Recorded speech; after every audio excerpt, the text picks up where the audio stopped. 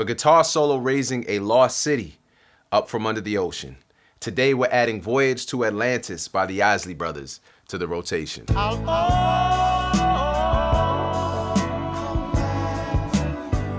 Welcome to Soular Rock Radio, where freedom is a frequency. Now, the Isley Brothers have been around for more than 7 decades and have played no small part in the birth of at least 1 or 2 generations. We got a lot of ground to cover today, all right?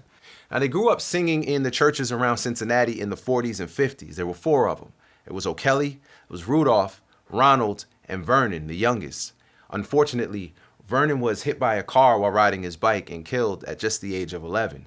Shortly after that, the group moved to New York City, eventually settling in Jersey, where they found success with the record Shout. You know you make me wanna. They'd follow that up with other hits like Twist and Shout and This Old Heart of Mine, which was recorded and released during a brief stint that they did with Motown, although most of us are more familiar with the Supremes version of that song.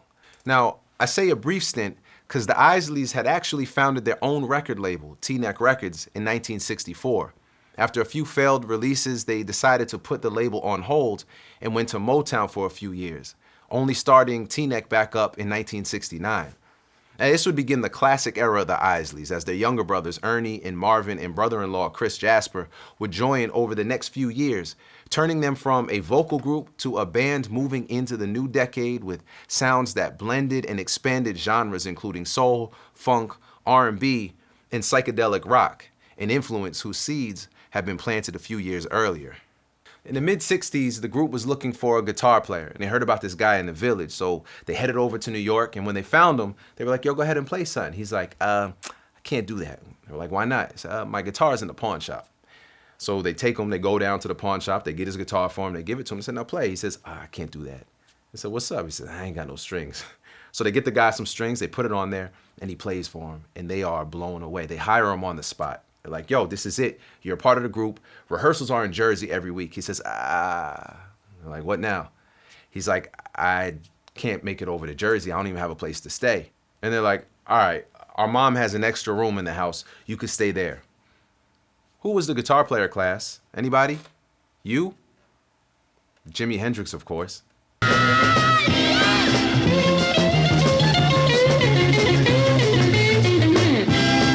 Ernie Isley was around 11 at the time Jimmy was staying with them, but it had an impact on him. Nearly a decade later, he would join his brother's band full-time, starting on drums and bass, then on guitar where, well, you know why we here.